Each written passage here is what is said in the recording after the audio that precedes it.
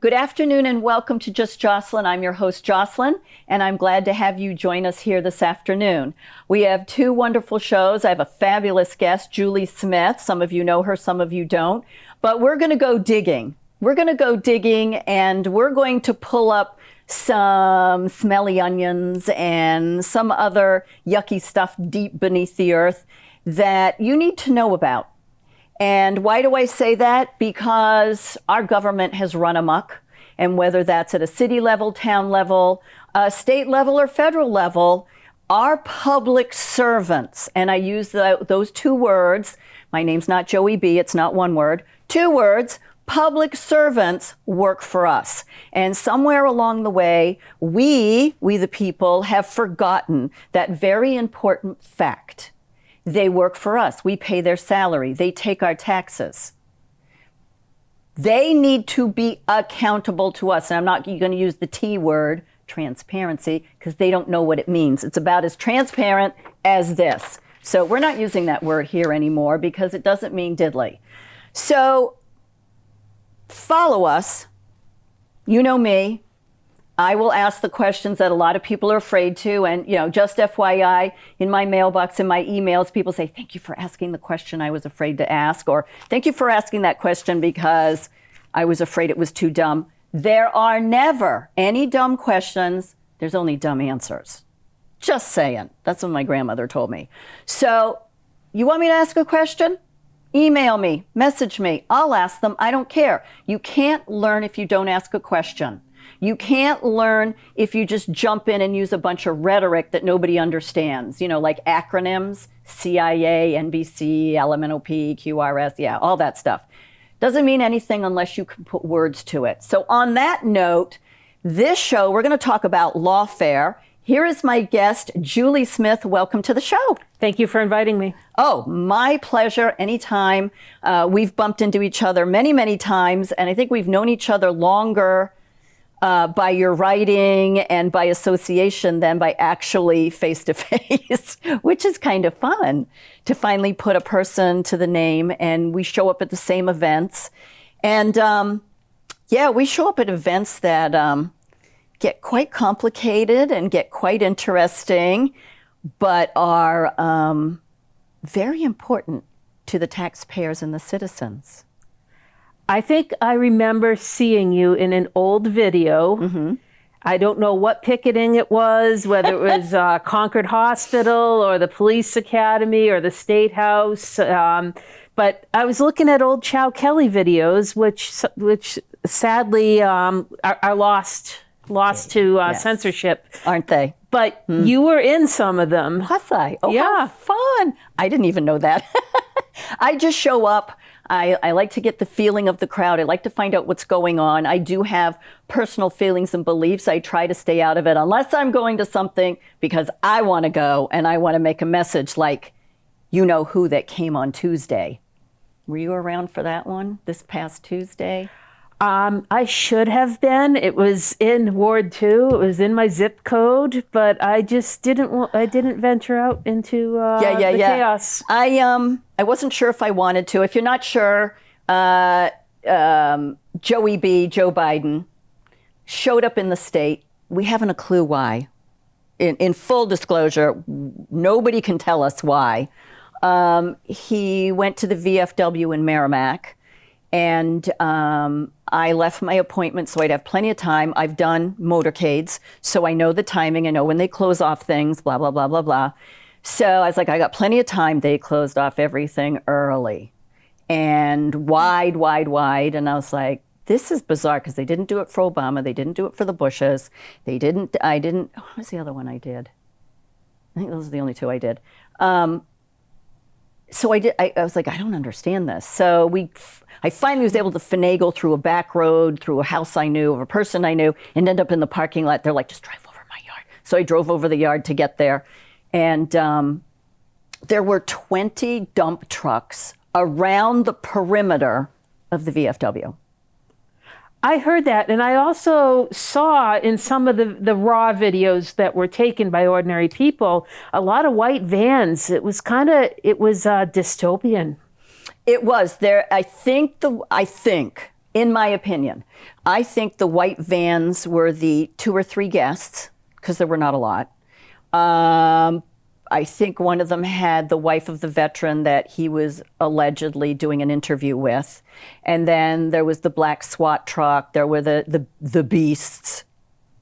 And it was very odd. I've really never been to any of these events, and I've been to so many of them, where the perimeter was totally enclosed by huge trucks.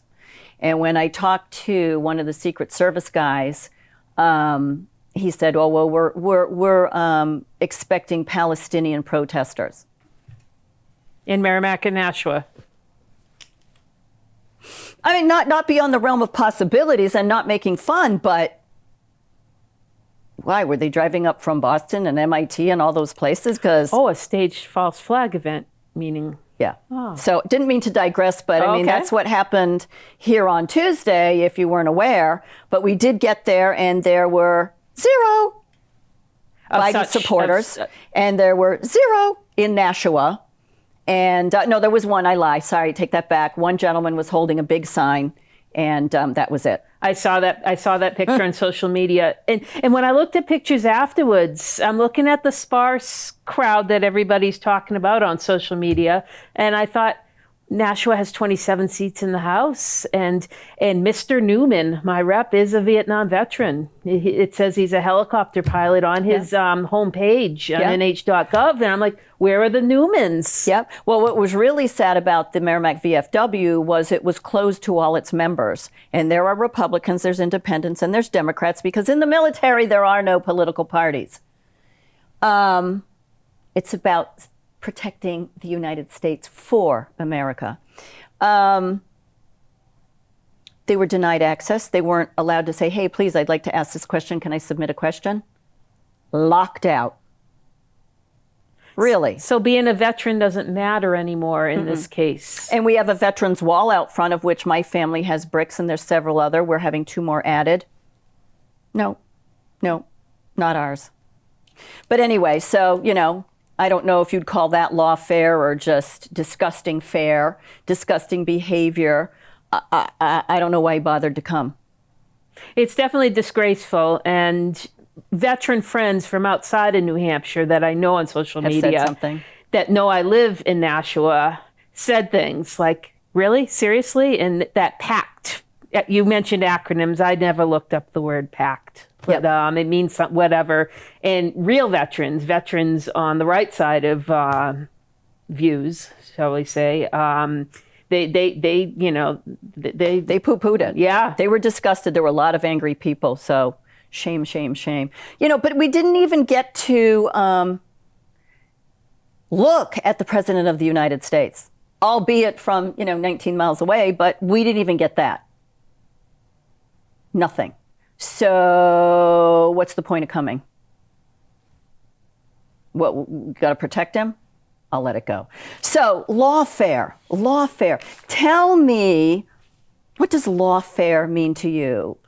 To me, thank you for asking. To me, it means stalling in a manner that makes the ordinary person go broke. So if the plaintiff or the defendant, the person that's being targeted to be spited, that person, rescheduling, motions, avoidance, drowning in paperwork, and like the arrest victims at the Executive Council, for example. The Noble Nine? The Noble Nine. So that would be the poster child example of New Hampshire lawfare. Yeah. I've had several people comment, even on my Tuesday night show and a couple other shows that I've done as a guest, and they have said that they put New Hampshire right in the top 3 of corrupt states. And I wouldn't have believed that 8 years ago, 6 years ago. I might have been on the fence. But in the short time, yes, it's a very short time that I've been involved in this, that I've had the time, or the bandwidth after recovering, to dive into this. I go and I listen and I see and I look up stuff and I talk to people like you and I talk to Paula and I talk to Al Brandano and I talk to Daniel Richard and I'll talk to Karen Testerman, whoever is out there. Holly, Erica Violet, grazingthesurface.com. Yeah, you want to have your eyes open. Grazingthesurface, one word.com. Nice flow chart. Yeah, nice. Lori Ortolano, who've been on the show several times, who fill you in on what's going on. And it's not conspiracy theory. It's nefarious behavior. It's despicable behavior by our public servants. And tell me if you feel this way, or you don't have to answer me if you don't, but my feeling is these people once a year, once every 2 years, once every 4 years, once every 6 years, depending on what position in the government you're going for, parade in front of us and do speeches and dinners and wine tasting and it goes on and on and on, entertainment galore to get our vote, to get my vote, to get your vote. And they promise all sorts of things. And I'd have to say 90% of it is BS. I don't agree with you. And if they're an incumbent, they try to inflate their accomplishments. So, if they haven't been doing anything for the past 2, 4, or 6 years, hey, I'm terrific. And, try to take credit for other people's work. Yeah, I did that. That's when the I's come out. I, and then I did this. It's kind of like a couple switching from I talk to we talk, like when you date someone now, it's all we talk. Well, it's backwards in the sense like, oh, it's an election time. So it's not my committee or my team. It's me, I. Yeah, I agree. And I'm sick and tired of, call it for what it is, the lies, the promises never ever made. They're made, but they're never followed through on. And worst, that they have no concept of the Constitution of New Hampshire. We live in New Hampshire. New Hampshire is a state. New Hampshire is a country. This is our Constitution. They are supposed to use this to protect your rights. You're unalienable. They're not alienable. They're not alienable rights. Your rights didn't come from Saturn or Venus. They came from God. And that's where all law comes from. God, fundamental law, common law, what they don't teach in law school anymore. The Constitution. And how many people have you had people say to you, it's so old, it isn't keeping up with the times, Julie. Oh, yeah. You hear that from the other side of the aisle. But because we're talking about lawfare, and one of our candidates, well, actually two, if you count the enemy camp, we got 2 candidates for governor that are lawyers, but the one on our side of the aisle was the attorney general at one time, and I ran it. I didn't ask her. I asked her another question at the time, but I have a question for both of them actually about Formella. His term expires April 2025, and whether it's Kelly or Chuck that becomes our next governor, what are they going to do with him when he expires? Right. I think that's a reasonable question that should be answered in the public square. So I would like to, in addition to asking that question, say, how about we get a lieutenant governor and dump the executive council and stop with this little game of who's backing who? And how about we start electing the Secretary of State and we start electing the Attorney General like they do in other states? Well, I have a few parts because that's a multi. That's me. I throw stuff out. I think the discussion about executive council versus lieutenant governor, there's enough there that it would run out all 27 minutes. But about the second part, because for many years, in fact, until last election cycle, I had wrongly assumed that the Secretary of State was appointed by the governor and confirmed by the Executive Council. Right. And the reason why I thought that was because Gardner had been in office since I was like a kid in grade school. And down in Massachusetts, Galvin had been in office that long. Yep. And so when Gardner retired and Scanlon was in office, I wasn't paying attention until Melanie decided she wanted to be Scanlon's opponent. Yep. And that's when I learned that it's the legislature that chooses, that elects the Yep. Secretary of State. So I said it to Kevin because he's my lawmaker. Correct. I said, how about a bill, a constitutional amendment that makes the Attorney General elected the normal, ordinary way like 43 states do. So you don't have it as a political favor appointment. And he Correct. said, oh, there's a problem with that. You're going to get out-of-state Soros money pouring in, and just look at that New York Attorney General who ran a campaign platform of Get Trump. And I said, then what about like Secretary of State? Make the Attorney General elected by the legislature. But isn't it we, the people, that tell the public servants what laws we want? Yes. Not the other way. Sorry, Kevin. We, the people, tell you what we need. We tell you what we want. We tell you how we want it run. You don't tell us. Doing it for decades. I agree. But to his point, I understand the concern. Oh, absolutely. And so I went to Darrell Abbas because he's a lawyer, probably the smartest one in the Senate. And he's on the election law committee. And I said, how about you sponsor that bill? Because Kevin said he liked the idea. And he actually responded. He replied and he said, oh, that's been tried before and it didn't make it due to not being popular. So he didn't give me a bill number or the date or the legislative cycle, so I could go look it up. Yep. Well, the point being to the audience is that we're actually supposed to be in charge. That's right. And we're throwing out all this lawfare, which comes from them, and used against us. And it really needs to be us that is informing them and instructing. Giving instructions to your public servants of what we want and need, not what the lobbyists and the money tells them they should do. So, lawfare. Let's give everybody another example. So, lawfare.